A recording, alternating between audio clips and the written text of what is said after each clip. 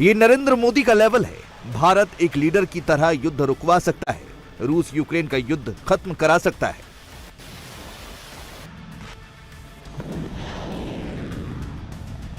ये बहुत गर्व की बात है, बहुत गर्व की बात है कि माननीय प्रधानमंत्री जी की G20 की अध्यक्षता में कुछ ऐसी चीज़ें हैं जो G20 में समझी नहीं जाती थी और अभी मैं समझता हूं, जैसे अफ्रीकन यूनियन को रिप्रेजेंटेशन दिलाना, ग्लोबल बायोफ्यूल्स अलायंस होना, और जो डॉक्यूमेंट है उसका आप सब्सटेंटिव कंटेंट जो है 83 पेजेस में आप पैराग्राफ्स में देखेंगे तो ये बड़ी मेजर कंट्रीब्यूशन है।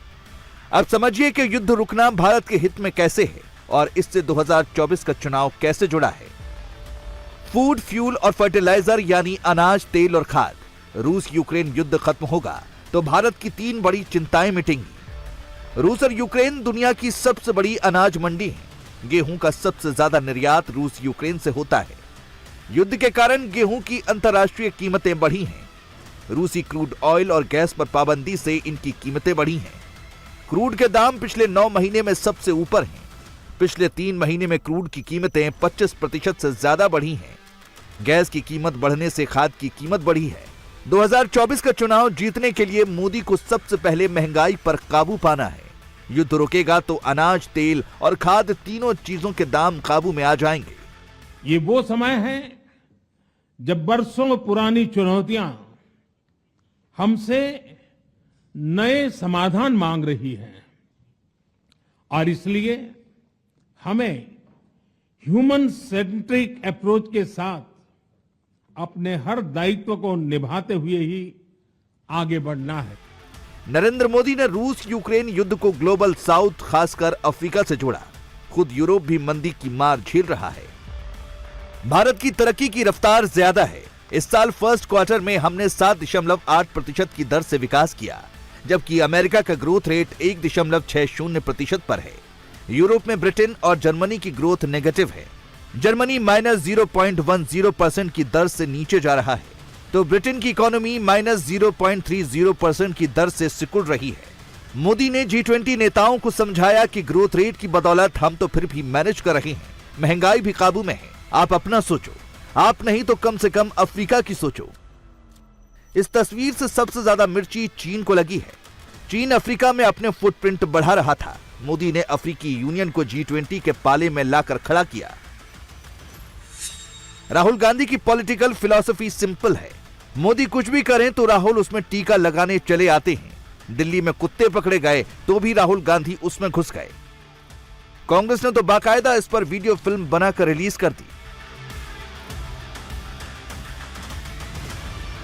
लेकिन रूस यूक्रेन युद्ध पर इतना बड़ा काम हो गया और मोदी ने यूरोप और अफ्रीका तक रेल लिंक बनाने का प्रोजेक्ट शुरू कर दिया। उस पर राहुल ने चुप्पी साध ली।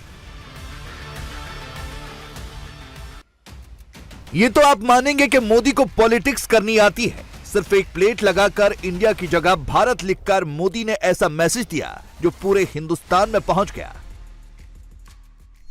जिस स्थान पर हम एकत्रित हैं, यहां से कुछ ही किलोमीटर के फासले पर लगभग 2500 साल पुराना एक स्तंभ लगा हुआ है।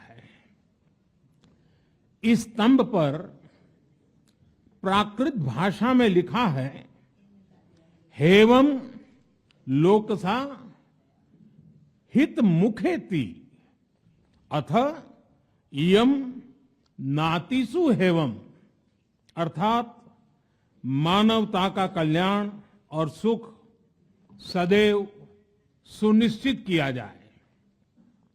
2500 साल पहले भारत की भूमि ने यह संदेश पूरे विश्व को दिया था।